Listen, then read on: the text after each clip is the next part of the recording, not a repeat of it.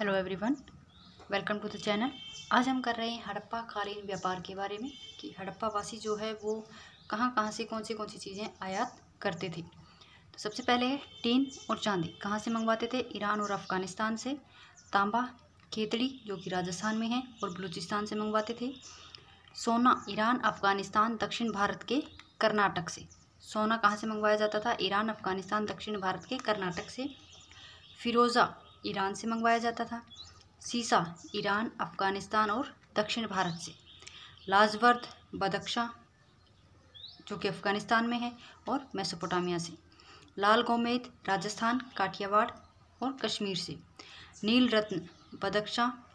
सेलखड़ी बलूचिस्तान, राजस्थान और गुजरात से। सेलखड़ी जो कि हड़प्पा काल की मेनली जो है चीज़ों में यूज़ होती थी। मोहरें जो हैं वो इसी सेलखड़ी की ही बनी हुई होती थी। तो बलूचिस्तान, राजस्थान और गुजरात से इसे आयात किया जाता था। इसके अलावा शंख और कोड़ियाँ सौराष्ट्र, कच्छ और दक्षिण भारत से शंख और कोड़ियाँ आयात की जाती थी। तो ये जो हड़प्पाकालीन व्यापार वाला क्वेश्चन है, कौन सी चीज़ कहाँ से आयात की जाती थी, ये इम्पोर्टेंट सा क्वेश्चन बनता है। एक क्वेश्चन जो जब भी ये हड़प्पा सभ्यता वाला जो आता है, एक क्वेश्चन यहाँ से उठा लिया जाता है भाई, तो इसको ध्यान से कीजिएगा, इम्पोर्टेंट है। फिर नेक्स्ट आते हैं हड़प्पा सभ्यता का पतन। हड़प्पा सभ्यता के पतन के क्या कारण थे या किस वजह से हड़प्पा सभ्यता का पतन हुआ था और कौन से विद्वान ने इसके बारे में क्या क्या कहा है। एक राय तो इस पे है नहीं, किसी ने कुछ कहा है, किसी ने कुछ कहा है।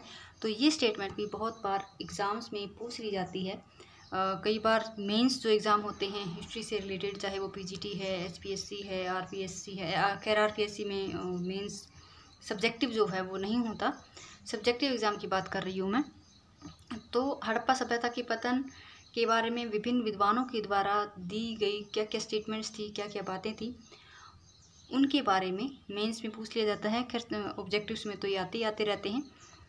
तो किसने हड़प्पा सभ्यता के पतन के बारे में क्या क्या राय प्रकट की थी, क्या क्या राय बताई थी, उनके द्वारा क्या क्या ठोस तथ्य प्रस्तुत किए गए थे कि ऐसा इसलिए कहा गया है कि सभ्यता का पतन जो है इस प्रकार से हुआ था। तो पढ़ लेते हैं। गार्डन चाइल्ड, व्हीलर और पिगट और Chandra. Garden child, wheeler, Piggott और चंद्रा जो थे वो क्या कहते थे कि आर्यों का आक्रमण जब हुआ था तो उसकी वजह से हड़प्पा सभ्यता का पतन हुआ था, कि हड़प्पा सभ्यता कि लोगों पर आर्यों के द्वारा आक्रमण किया गया, इसी वजह से हड़प्पा सभ्यता का पतन हो गया। फिर आता है एस.आर. राव, जॉन मार्शल और मैकी। ये महोदय क्या कहते हैं? ये कहते हैं कि बाढ़ आने से हड़प्पा सभ्यता का पतन हो गया था। माधव स्वरूप वत्स और डेल्स, जॉर्ज एफ डेल्स इनका पूरा नाम है, जॉर्ज एफ डेल्स। माधव स्वरूप वत्स और जॉर्ज एफ डेल्स क्या कहते हैं कि सिंधु नदी का मार्ग बदलने से जो है हड़प्पा सभ्यता का पतन हो गया था।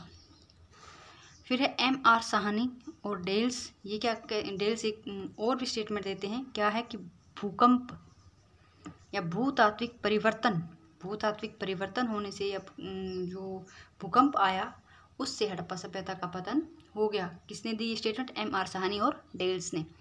K.U.R. कैनेडी ने क्या कहा? प्राकृतिक आपदा या फिर प्राकृतिक आपदा जैसे मलेरिया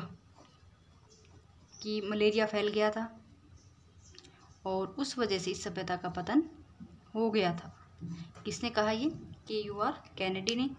जॉन मार्शल ने क्या कहा? प्रशासनिक शिथिलता, कि प्रशासनिक शिथिलता, लोगों ने काम करना बंद कर दिया था, नियंत्रण कमज़ोर हो गया था, किसी भी वे में लगा लीजिए, प्रशासनिक शिथिलता आने से जो सभ्यता जो है उसका पतन हो गया था। धर्मपाल अग्रवाल और रफ़ीक मुगल ये क्या कहते हैं कि घग्गर हाकड़ा नदी का क्षेत्र सूख जाने से हड़प्पा सभ्यता का पतन हो गया, कि घग्गर हाकड़ा नदी का क्षेत्र सूख जाने से वहाँ के जो लोग थे बसे हुए, उन्होंने दूसरी जगह पे पलायन करना शुरू कर दिया, जिस वजह से हड़प्पा सभ्यता का पतन हो गया।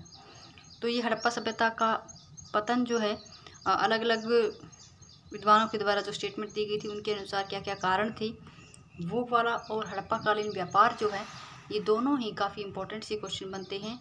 इनको ध्यान से पढ़िए और ज़रूर कीजिए, काफ़ी इंपॉर्टेंट क्वेश्चन बनते हैं। और आज की वीडियो में इतना ही। नेक्स्ट जो है वो हम लेके आएंगे वैदिक सभ्यता से रिलेटेड वीडियो। और वीडियो पसंद आई हो तो लाइक शेयर और सब्सक्राइब कीजिएगा। Thank you.